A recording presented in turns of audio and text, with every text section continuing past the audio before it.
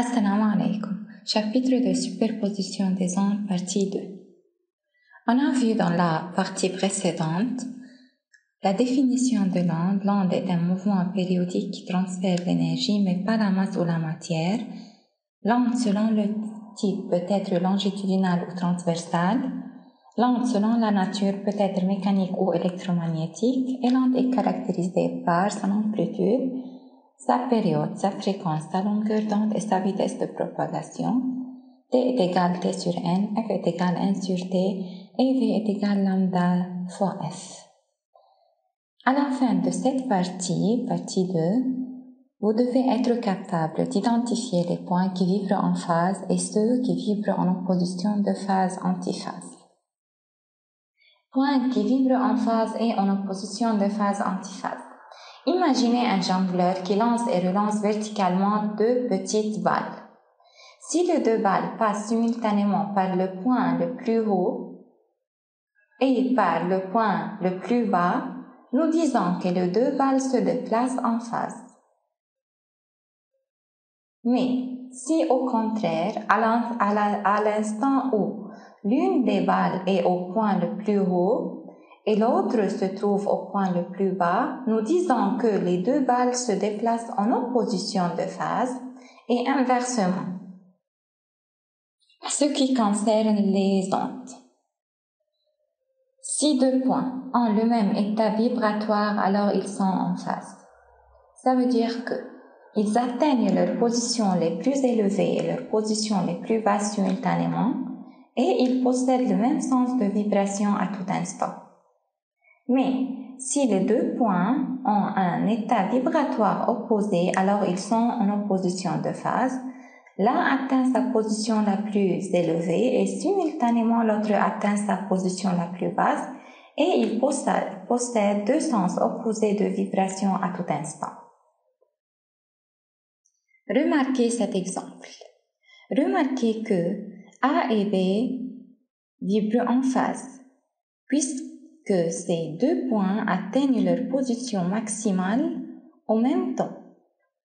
Mais point A et C vibrent en opposition de phase, puisque ces deux points atteignent deux positions opposées en même temps, et de même, point B et C vibrent en opposition de phase. Remarquez ici cette simulation. On peut voir que les points A et B sont en phase et ils ont le même état vibratoire. Ils atteignent leurs positions les plus élevées et leurs positions les plus basses simultanément et ils possèdent le même sens de vibration à tout instant. Maintenant, observez les points A et C et les points B et C. Ces deux points vibrent en opposition de phase. Pourquoi? Puisqu'ils ont un état vibratoire opposé, l'un atteint sa position la plus élevée et simultanément l'autre atteint sa position la plus basse et ils possèdent deux sens opposés de vibration à tout instant. Comparez l'état vibratoire de point A avec celui du point B. Alors, A et B ont le même état vibratoire, ils vibrent en phase. Distance entre A et B, remarquez que la distance entre A et B est 1 lambda. La distance entre A et C est 2 lambda. La distance entre A et D est 3 lambda. Alors, simplement, on voit que deux points sur le même rayon d'onde sont dits en phase si la distance entre eux est D est égal à K lambda et K est un entier naturel. Ici, K est égal à 1, K est égal à 2, K est égal à 3, etc. Maintenant, comparez l'état vibratoire de point A à celui de point M. On voit que ces deux points ont un état vibratoire opposé, alors ils sont en opposition de phase. La distance entre A et M est clairement égale à lambda sur 2. Puis, deux autres points, A et N, qui encore vibrent en opposition de phase. Alors, la distance entre A et N est 3 lambda sur 2. Lambda plus demi-lambda est égal à 3 lambda sur 2. Distance entre M et D, qui vibrent encore en opposition de phase, on remarque que la distance est 5 lambda sur 2. Lambda plus lambda sur 2 est égal à 5 lambda sur 2. Alors, on a vérifié que la distance de A à M est 1 lambda sur 2. On va l'écrire cette équation avec une autre forme qui est même que est égal à 0 plus n demi lambda encore est égal à 2 multiplié par 0 plus 1 sur 2. De même, on peut l'écrire à n et de même, on peut encore écrire la distance de M à D. Pourquoi on fait ça? Pour déduire cette conclusion, deux points sur le même rayon d'onde sont dits en opposition de phase si la distance entre eux est D est égal K plus n demi lambda, K est égal 0, ici 1, 2, etc. est égal encore à 2K plus 1 sur 2 lambda comme ici 2 multiplié par 0, 1, 2, etc. encore est égal à un nombre impair sur 2 multiplié par lambda comme ici 1 lambda sur 2, 3 lambda sur 2, 5 lambda sur 2, etc. où K est un entier naturel. Comparez maintenant l'état vibratoire de A avec l'état vibratoire de X. On peut trouver que A et X ne vibrent ni en phase ni en opposition de phase. La distance entre A et X est lambda sur 4 plus lambda sur 2 est égal à 3 lambda sur 4.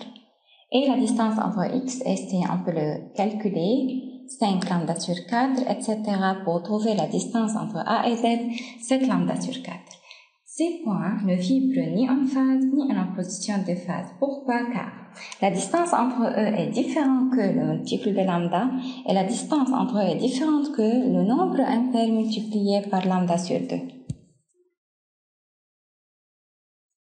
Dans le cas de deux ondes, ces deux ondes possèdent le même sens de vibration à tout instant, alors elles vibrent en phase, mais ces deux ondes possèdent deux sens opposés de vibration à tout instant, alors elles vibrent en opposition de phase. Application 1. Le point instant vibreur touche la surface d'un liquide avec une fréquence f est égale à 15 Hz. Sachant que la vitesse de propagation de l'onde sur la surface de liquide est 45 cm par seconde. Déterminer l'état vibratoire des points A et B sur la surface du liquide qui sont collinéaires avec S et situés respectivement à 6 cm et 10,5 cm de S. Alors, pour répondre à l'état vibratoire, veut dire que on va trouver si les deux points A et B vibrent en phase ou en opposition de phase. Premièrement, remarquons la figure ici. La distance de A à S est 6 cm, la distance de B à S 10,5 cm. Premièrement, on va calculer la longueur d'onde lambda qui est égale à V sur F est égale à 45 sur 15 est égale à 3 cm. Puis on calcule la distance AB. AB est égale à SB moins SA 10,5 moins 6 cm est égal à 4,5 cm. Puis on divise la distance sur la longueur d'onde. On obtient 1,5 qui est égal à 3 sur 2 est égal à un nombre impair sur 2. Alors cette distance est égale à impair sur 2 lambda.